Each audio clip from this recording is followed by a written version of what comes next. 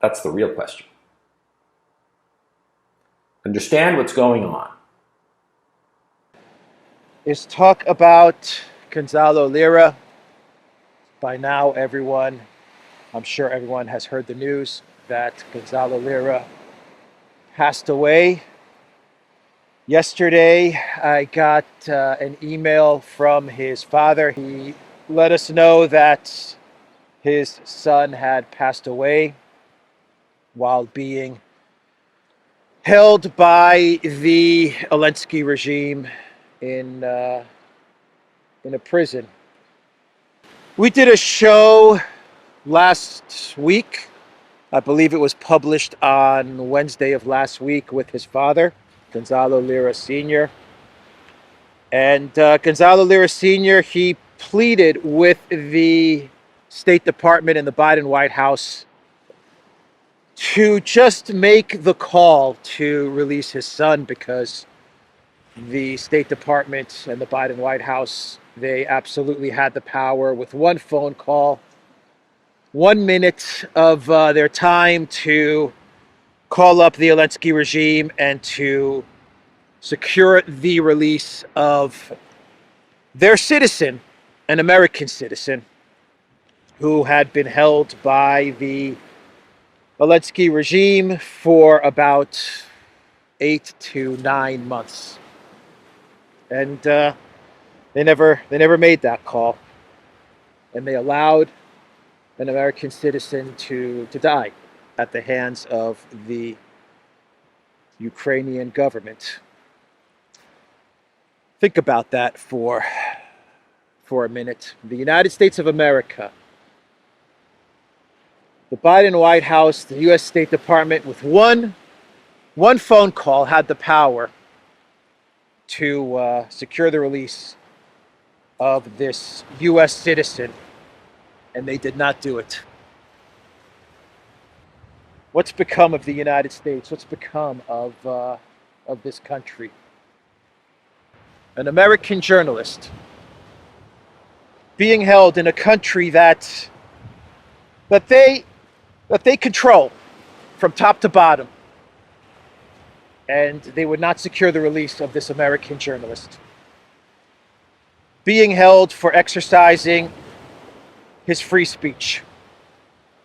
Anyway, you guys know the story, and you know what happened with the circumstances surrounding Gonzalo Lira and the power that the Biden White House had to get him released, and the power that they refused to exercise. Anyway, so yeah, his father sent the email, and then later on in the evening, the news came out that Gonzalo had been killed. I don't know why I'm telling you guys this. I guess maybe it's just it always made him happy to just talk to people, to just connect and reach out and talk and get his mind off of all the issues that were going on while he was in Kharkov. And he was in Kharkov because he wanted to be close to his children. We would talk after live streams every now and then. We'd stay on and talk for like 5 or 10 minutes. And I can tell you this: he really loved his children. I mean, really, really loved his children. That's what he would talk about after the shows. How much he loved his children. That was pretty much the topic. We would stop talking politics. Alexander would talk about, his children and what it's like being a new father, and then Gonzalo would just talk for 10, 20, 30 minutes about how great it is to be a parent and his children and how much he loves his children. And that's what we would talk about after we did a live stream, to be honest. And yeah, that's it. Rest in peace, Gonzalo, and you will be missed. The American government, the American leadership class, has been hijacked by truly evil people. No gas means no fertilizer, means no electricity, means no heating. And no fertilizer, of course, means no food. And this is the most evil thing that the United States has ever done. Good morning. How's Europe doing? Not so well today, I see. I woke up this morning to hear about how Nord Stream 2, the pipeline that goes from Russia to Germany through the Baltic, well, I heard that somebody sabotaged it. Yeah, and then within like just a few hours after that, Nord Stream 1 also got sabotaged. This means that because of the sabotage, even if all of a sudden magically the Germans and the Russians got to be buddy-buddies, there is no way for Russia to send gas to Germany anymore. And that's off the table forever. The damage apparently is such that it's not going to be like a weekend job that they can fix it. Oh, no.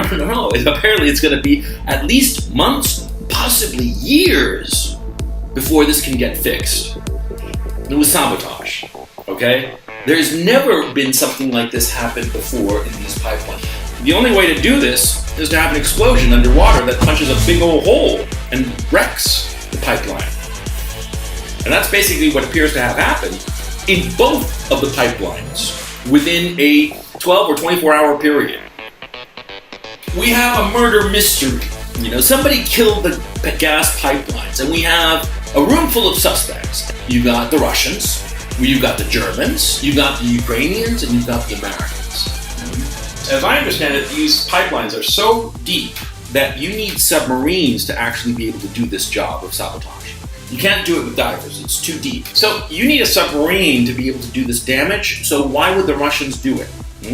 The Russians, they're the ones supplying the gas. They've got this tap, it's a little thing. I've seen pictures. Righty-tighty, lefty-loosey.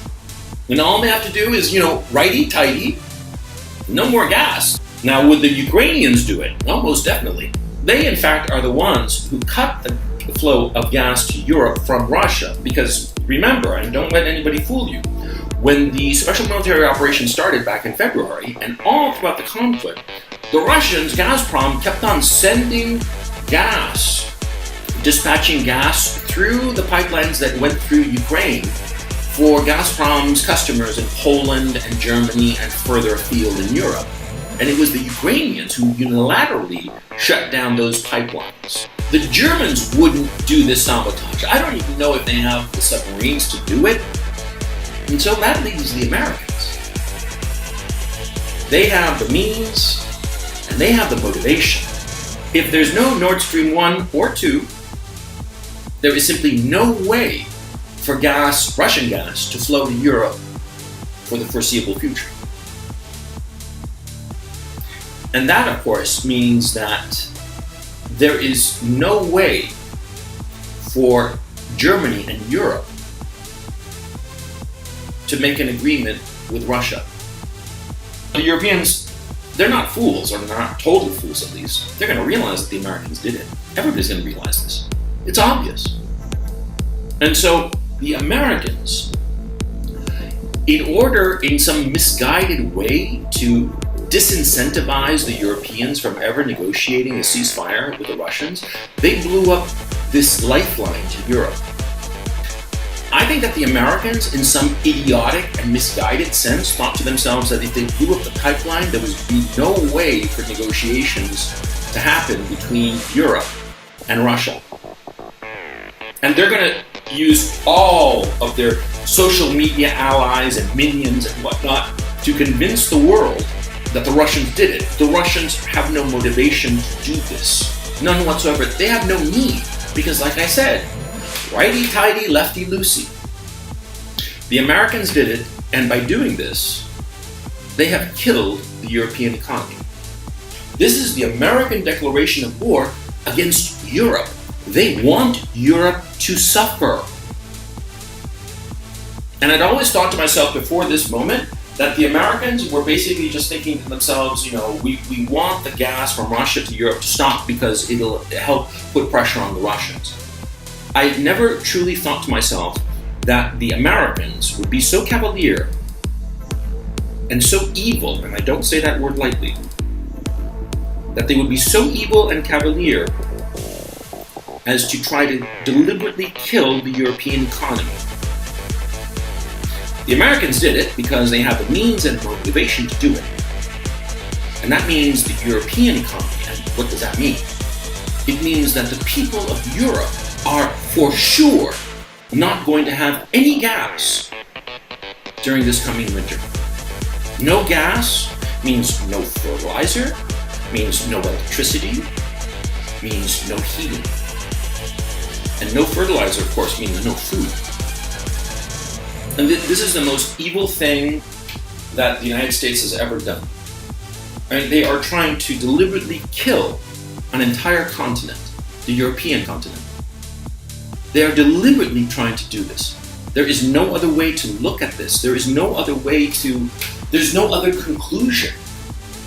It's not merely that they were trying to twist the arm of the Europeans to ensure that they stayed on board. Well, it's not that they wanted to keep the Europeans from making some kind of arrangement with the Russians. No, they are trying to kill the Europeans. This is a declaration of war of the United States against the European people. And the EU, the European government, and the German government for that matter, they're all these minions, these little puppets of the Americans. And what was going on with the Meloni election, in Italy, where all of a sudden you have a right-wing government that comes into power, there's no question that the Italians, they're going to figure out a way to work with the Russians to solve their own energy problems. And that's what the Americans were afraid of, that the Germans would have a change of government or something like this, and they would reestablish ties with Russia, and the gas would flow once again, and so the German people would have heating, would have electricity, would have food.